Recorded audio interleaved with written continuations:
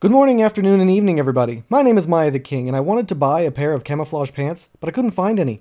Now then, it is with great pleasure that I am finally at a place where I can confidently present to you my unabashed opinion on the top 5 independent games of 2023.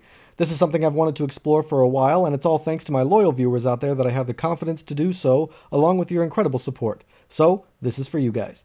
Before we seriously dive in, however, please keep in mind that all of this is based solely on my own gaming experience, my own opinion, and I am not including any games that I have not personally played. So sit back, relax, and let's talk about my top 5. Number 5. Starship Troopers Extermination. I'm pretty sure a lot of people are going to come after me that this does not belong on here. But Starship Troopers makes it onto the list for one simple reason, and I'll get to that. But first, I want to talk about its issues. Starship Troopers suffers from the obvious fate a lot of games suffer from early access. The player base dying off due to a lack of content and annoying bugs. No, not those kind of bugs. These kinds of bugs.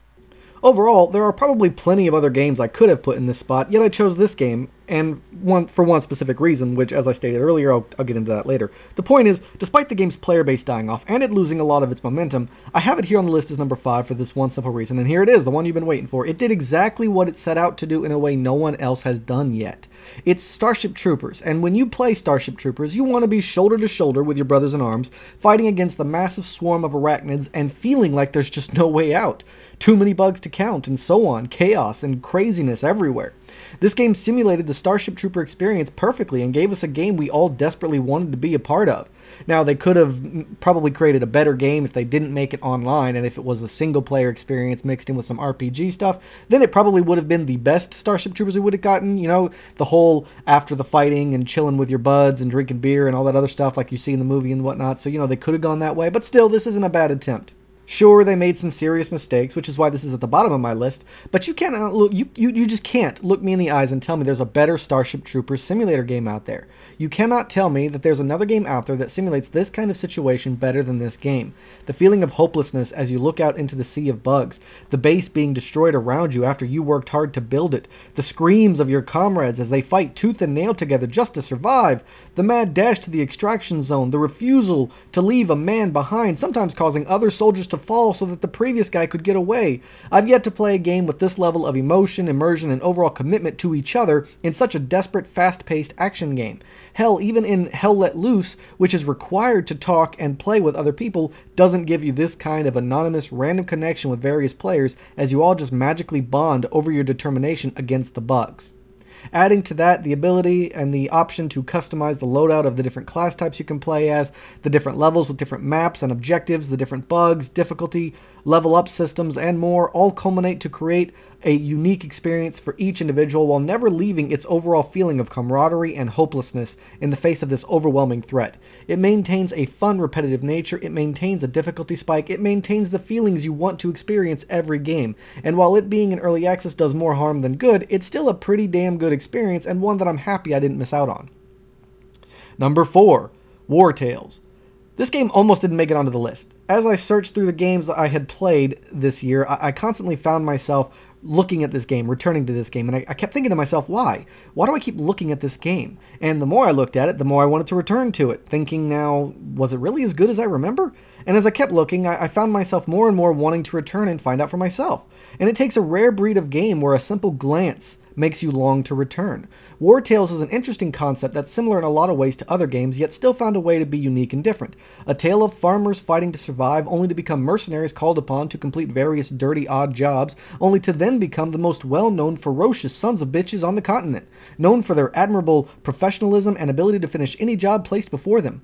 A real game of progression. A game that makes you feel as if you earned every reward, every level, every rare treasure or loot that you found. A game that takes the down and dirty idea of being a mercenary in a medieval setting and really makes it feel alive. With maps that change and adapt to your decisions, with characters that change and adapt to your decision, the simulated mercenary feel has never been so strong as when I play War Tales.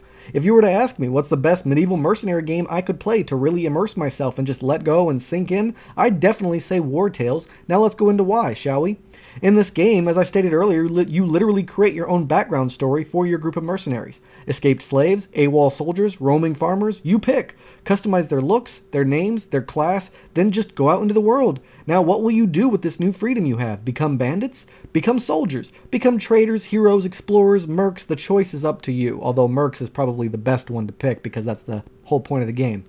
As you progress through the game, you make connections, you upgrade your camp, you level up your soldiers bond with dialogue choices you get to make. You make large decisions that'll affect other characters or maps. You have talent trees, skill trees, equipment types, mythical ghost wolves, blacksmithing, fishing, and other gathering professions, all of them having their own little different minigames. You have tactical turn-based combat, each on individualized maps based on the area you're fighting in. And the longer you play, the more you learn about the world, how to survive, how to get ahead, the lore, how to become the kind of character that you want to become, all while experiencing this amazing journey. I mean, you know how they say that the reward is the journey and not the finish line? That has never been more true than with War Tales, and from all this and more that I just don't have time to add, it makes it onto the list. Number 3. Aliens Dark Descent. Another game I wasn't sure if I would put on here. I never played it to completion, you see. However, I did play the game for a very significant amount of time. I was obsessed with it until other video games came and distracted me. In fact, I never played any of these games to completion. However, I did play them beyond the recommended amount for a healthy relationship with the real world, and if you don't know how much that is, let's just say it's over 2 dozen. Anyway, this game makes the list at number 3 because it was simply better than the previous 2, with amazing graphics, near-perfect sounds, voice acting, and music, with an intense gameplay that combines the previous 2 games and does them better. It really deserves to be at this spot of number 3. It has the top-down tactical combat similar to War Tales, but not turn-based, with unique soldiers, skills, gear, just like the last game. However, it also simulates terror, fear, desperation, much more than Starship Troopers. Starship Troopers arachnids were designed to be more overwhelming and action-cool based. Sure, but not really scary. But the xenomorphs? Oh, that's another story. They were designed to be terrifying, overwhelming, and unstoppable. Now sure, this game wasn't a first-person horror. We already had a great one of those. So we don't need that. But this is the first game since the Alien vs. Predator strategy game to do aliens in a strategy-like setting like this. In a gameplay style similar to XCOM, you have a base that you can operate out of, make upgrades or customizations, troops who you can name and customize, their gear as well, level them up, send them on missions, and help them survive the terrifying alien menace. There are dozens of different things you can experience or activate or accomplish on every single mission, different strategies, paths, ideas, and way to go about completing your mission, and despite giving you a squad of soldiers with badass abilities, you still find yourself scared to walk down that corridor, scared to take the chance due to its system of detection. See, if you make too much noise or if the aliens take too much notice of you, then guess what? They're coming for you, and in great numbers. But don't worry, the game gives you a plethora of tools and tricks for you to slow down your death. And just maybe, just maybe, you'll manage to make it to the overpowered tank parked on the other side of town.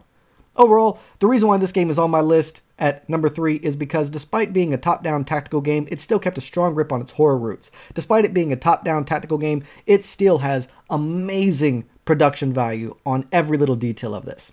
It's on this list because despite it being based on a horror franchise, it is still an amazing tactical experience. It's on this list because this game created a horror tactical game that in my mind is almost perfect. And there simply aren't enough games out there like it, and games like this should be the standard. It's a game I highly recommend everyone try out, even if you're not into horror or tactic. Number 2. My Time at Sandrock. I mean, of course it's My Time at Sandrock, and number 1 is probably you can predict already too. From the genius developers behind My Time at Porsche comes their successful successor. My Time at Sandrock is well, I was going to say a farming simulator, and while it does have farming in it, it's not really a farming simulator, more of a builder simulator with slice-of-life aspects. A game I've been following ever since it was announced, and it was first released in early access. I did do a video of it here on my channel. A game where instead of being a farmer, blacksmith, or fantasy hero, you're just some regular guy who went to school to be what they call a builder. Someone who could fix anything and build anything. Think of Bob the Builder, but cooler. And unlike in Porsche, here you go off to a barren desert and a dying town. I mean, in Porsche, you had plenty of resources to gather at your leisure. However, in Sandrock, resources are scarce, and the brilliant developers discovered an entirely new way to play this kind of game while keeping a lot of similar ideas from their original, taking from their previous game and improving upon it in various ways, along with interesting characters, stories, maps, cutscenes, and more, thus truly making it a very well done sequel. Obviously, this game had to wind up at number 2, and not just because I'm a fan of the developers or their games, but also because of the overall quality, size, and scope of the game. I know that these kinds of games aren't for everyone, but this game was designed well, plays well, at an affordable price, and destined to give you hundreds of hours of enjoyment, and I know that through experience because this is the one game on here that I've got over 100 hours on. Especially if you add in its replayability options and its overall interesting theme, and improving even further from their previous installment, the game features multiplayer, a really cool idea considering the scope of the game. All in all, the game looks good, it sounds good, it feels good, it plays good, and overall, it's just a damn good game. Despite releasing next to all these other games, I feel it stands above them because of the above and beyond nature that it gives to the player. I mean, unlike my last 3 picks, this game is just far grander. It has more going for it in terms of production, heart, style, flair, and despite being a builder game, it also has great character arcs, emotions, writing, fast-paced combat, exploration, dialogue choices, and the ability to literally affect and change the world around you. I mean, when I put it all together, it didn't make sense not to put it at number 2. Number 1, Balers Gate 3. Now, come on, you should have known this game would be at number 1. It's probably at everyone's number 1 if they have any sense. A game where if you learn how to talk to animals or have the ability to talk to animals, even if you were to speak to just a random cat you meet on your journey, it will have a frickin' voice actor. A game where any character can have intimate relations, even a big old bear. A game where the combat can be switched depending on preference. A game where the graphics are beautiful along with the music being legendarily epic. A game with characters who grip and pull at your heart. A story that's engaging, immersive, creative, fun, funny, interesting, and overall fulfilling. A game that doesn't charge you $70 for a AAA gaming experience. A game that sets the bar for all future games, and you bet your ass, game developers out there, we are definitely going to be using this as a bar going forward, and if you don't like it, then get better. A game where anything can happen, where anything can go exactly the way you plan or the opposite because you messed up. I can only think of one negative about this game, and I would be doing all of you a disservice if I didn't talk about it, and that is its inventory management system. I'm sorry, I mentioned that in both of my videos I did on this on my channel, but it still bugs me. Why do I need to go into camp and switch out party members to move things from their inventory? It's so frustrating, stupid, and badly designed that it's like a sore thumb. No matter how much I try to ignore it and let it heal, it just never seems to until enough time has passed. Well, for me, enough time has not yet passed. However, despite that incredibly annoying personal problem that I have, the game is almost flawless. It still had some bugs and glitches, but despite those, it still tops every other game on this list by a long shot. Hell, it tops most other games I can think of this year. In fact, I can't think of a single game this year, AAA or not, that would beat this game. With an excellent tutorial, story, character creator, graphics, music, sound, voice acting, writing, gameplay, loot, user interface, replayability, length of play, world-changing decisions, callback nostalgia, characters, interesting maps, fun and unique quests, level design, puzzles, and I could just keep going. This game is the closest I've seen to a perfect game since The Witcher 3 was first released, and it deserves more praise, more limelight, more attention, and it deserves a sequel by these amazing developers who actually put the gamer and what they want in video games first. Alright, that's my top 5 games of 2023. And here's the thing, guys and girls, every single one of these games on my list is a must-have. Each of these games deserves more support and recognition. As gamers, we deserve more games like these. I want to thank everybody out there who watched my video, with a special thanks to those who made it to the end. If you want to see a worst video of 2023, or if you want to share your thoughts on this video, let me know in the comments down below. Don't forget to show me some love and support by liking, subscribing, and sharing my content, and I can't wait to see you all again on my next adventure. So until then, I bid you all farewell.